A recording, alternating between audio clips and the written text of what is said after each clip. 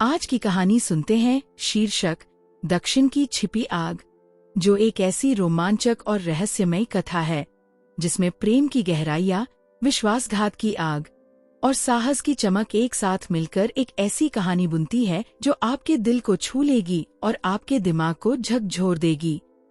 ये कहानी दक्षिण भारत की हरी भरी वादियों, घने जंगलों और प्राचीन मंदिरों की पृष्ठभूमि में रची गई है, जहाँ हर कोने में छिपा है एक राज और हर छाया में लुका है एक खतरा।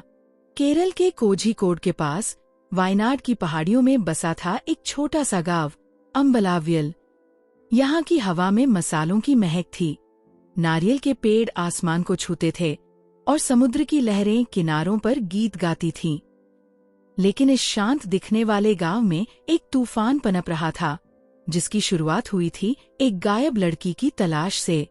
साल था 2024 और दिल्ली से आया एक प्राइवेट डिटेक्टिव विक्रम सिंह इस गांव में कदम रख चुका था।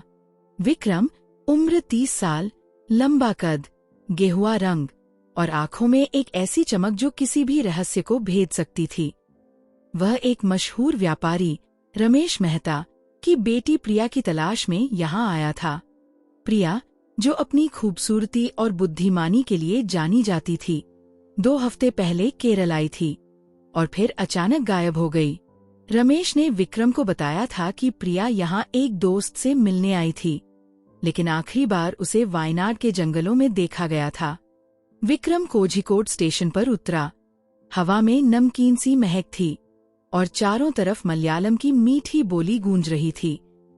उसने एक पुरानी टैक्सी किराए पर ली और अम्बलावियल की ओर चल पड़ा। रास्ते में चाय के बागान, मसालों की खुशबू और पहाड़ों पर लटके बादल उसे एक अलग ही दुनिया में ले गए। लेकिन उसका दिमाग सिर्फ केस पर था। उसे शक था कि प्रिया का गायब होना कोई साधारण मामला नहीं था। शायद ड्रग्स का रैकेट, शायद मानव तस्करी या फिर कुछ और गहरा। उसने गेस्ट हाउस में कमरा लिया, जिसकी मालकिन थी एक बुजुर्ग महिला, अम्मा, जिनके चेहरे पर हमेशा मुस्कान रहती थी। बेटा, यहाँ सब शांत है, अम्मा ने कहा, लेकिन रात में जंगल मत जाना, वहाँ अजीब अजीब आवाजें आती हैं। विक्रम ने हल्के से मुस्कुराया, लेकिन उसके दिमाग में सवाल उठने लगे। शाम को वह गांव घूमने निकला। गांव छोटा था, लेकिन जीवंत। लोग अपने काम में व्यस्त थे। कोई मछली पकड़ रहा था, कोई मसाले बेच रहा था।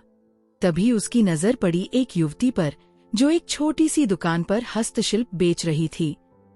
उसका नाम था अनन्या। उम्र करीब 25, लंबे काले बाल, बड़ी बड़ी आंखें और चेहरे पर एक रहस्यमयी मुस्कान। वह खूबसूरत थी, लेकिन उसकी आंखों में कुछ छिपा था, जैसे कोई अनकहा दर्द। विक्रम ने उससे बात शुरू की। मैं प्रिया को ढूंढ रहा हूँ। क्या तुमने उसे देखा है? अनन्या ने हिचकिचाते हुए जवाब दिया। हाँ, एक लड़की को देखा था, शायद वही। वो जंगल की ओर गई थी, व्यथारा मंदिर के पास। विक्रम का दिल जोर से धड़का।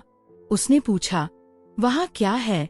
अनन्या ने नजरें झुकाकर कहा, लोग कहते हैं वहाँ एक गुप्त समाज है, पुराने खजाने की रक्षा करते हैं, लेकिन असल में वो कुछ और करते हैं। विक्रम ने अनन्या से मंदिर तक साथ चलने को कहा। अनन्या ने मना किया, लेकिन विक्रम की जिद और उसकी आंखों की चमक ने उसे मना लिया। उस रात चांदनी रात थी। दोनों जंगल की ओर चले। जंगल घना था, पेड़ों की शाखाएं एक दूसरे से उलझी हुई और हवा में एक सनसनाहट थी। अनन्या का हाथ विक्रम के हाथ में था और दोनों के बीच एक अजीब सा तनाव था। अचानक अनन्या रुकी। सुनो, वो आवाज, उसने फुसफुसाया। विक्रम ने सुना, किसी की फुसफुसाहट, मशालों की रोशनी। वे झाड़ियों में छिप गए। वहाँ कुछ लोग थे, काले कपड़ों में, और एक लड़की को बांध कर ले जा रहे थे। वो प्रिया थी। विक्रम का खून खौल उठा। उसने अनन्या को इशारा किया और दोनों ने पीछा शुरू किया। लेकिन तभी एक आदमी ने उन्हें देख लिया। कौन है वहाँ? उसने चिल्लाया। भाग दौड़ शुरू हो गई। विक्रम ने एक हमलावर को लात मारी, दूसरे को मुक्का। अनन्या ने एक पत्थर उठाकर फेंका जो एक आदमी के सिर पर लगा। वे भागते हुए व्यथारा मंदिर पहुंचे। मंदिर पुराना था, दीवारों पर नक्काशी, देवी देवताओं की मूर्तियां और एक गुप्त दरवाजा। विक्रम ने दरवाजा खोला और दोनों अंदर घुस गए। अंदर अंधेरा था, लेकिन विक्रम की टॉर्च ने रास्ता दिखाया। अनन्या ने फुसफुसाते हुए कहा, यह मंदिर सैकड़ों साल पुराना है। यहाँ एक खजाना छिपा है, सोना, हीरे, लेकिन एक श्राप भी है, जो छूता है मर जाता है। विक्रम को यकीन नहीं हुआ, लेकिन तभी दरवाजा बंद हो गया। वे फंस गए। अंदर उन्होंने देखा, प्रिया बंधी हुई थी और एक आदमी जो गैंग का लीडर था, राघवन। राघवन एक लोकल राजनेता था, जिसके चेहरे पर क्रूरता और आंखों में लालच था। तुम दोनों यहाँ क्या कर रहे हो? उसने गरजते हुए पूछा। विक्रम ने जवाब दिया, प्रिया को छोड़ दो, वरना पुलिस यहाँ होगी। राघवन हंसा, पुलिस? यहाँ मेरी हुकूमत चलती है। तभी शुरू हुई लड़ाई। राघवन के आदमियों ने विक्रम पर हमला किया। विक्रम ने अपनी मार्शल आर्ट्स की ट्रेनिंग का इस्तेमाल किया। एक को लात, दूसरे को घूंसा। अनन्या ने प्रिया को छुड़ाने की कोशिश की, लेकिन राघवन ने पिस्तौल निकाल ली। अब तुम तीनों मरोगे, उसने कहा। तभी अनन्या ने एक मूर्ति धक्का दी, जो राघवन पर गिरी। वे भागे, लेकिन मंदिर के गलियारे में और खतरे इंतजार कर रहे थे। जाल, गुप्त तहखाने और राघवन के और गुंडे। विक्रम ने अनन्या और प्रिया को एक सुरक्षित कोने में छिपाया और अकेले राघवन का सामना करने गया। राघवन ने फिर बंदूक तानी, लेकिन विक्रम तेज था। उसने राघवन का हाथ पकड़ा और बंदूक छीन ली, लेकिन तभी एक और गुंडे ने पीछे से वार किया। विक्रम घायल हो गया, लेकिन हार नहीं मानी। उसने आखिरी ताकत से राघवन को जमीन पर पटक दिया। अनन्या ने पुलिस को फोन किया था और जल्द ही सायरन की आवाजें गूंजने लगी। राघवन और उसके आदमी पकड़े गए। प्रिया सुरक्षित थी, लेकिन कहानी यहीं खत्म नहीं हुई। विक्रम और अनन्या के बीच एक अनकहा रिश्ता बन गया। एक शाम समुद्र किनारे, जब लहरें किनारों से टकरा रही थीं, अनन्या ने कहा, तुमने मेरे गांव को बचा लिया। विक्रम ने उसकी आंखों में देखा और कहा, और तुमने मेरा दिल जीत लिया। दोनों के बीच एक गहरा चुंबन हुआ, जिसमें प्रेम और जुनून की आग थी। लेकिन अनन्या का एक राज था। वह राघवन की छोटी बहन थी।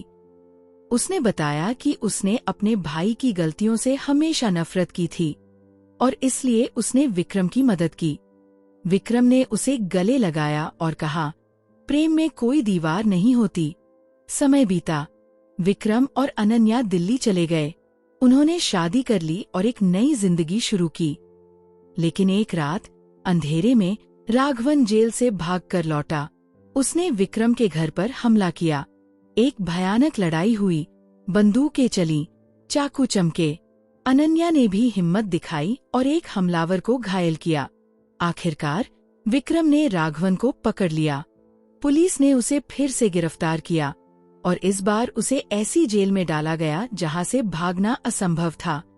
विक्रम और अनन्या केरल लौट आए।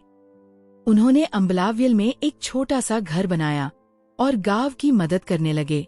उन्होंने एक स्कूल खोला जहां बच्चे पढ़ सकें और एक दुकान जहां अनन्या अपने हस्तशिल्प बेचती थी। लेकिन कहानी का असली सबक ये था, जीवन में खतरे और रहस्य हर कदम पर हो सकते हैं, लेकिन अगर आपके पास साहस और प्रेम है तो कोई भी तूफान आपको हरा नहीं सकता। और यह सवाल छोड़ जाता है, क्या आप अपने जीवन में छिपी आग को पहचान पाएंगे? क्या आप उसका सामना करने की हिम्मत रखते हैं? सोचिए, क्योंकि हर जीवन एक कहानी है और हर कहानी में एक रहस्य छिपा है।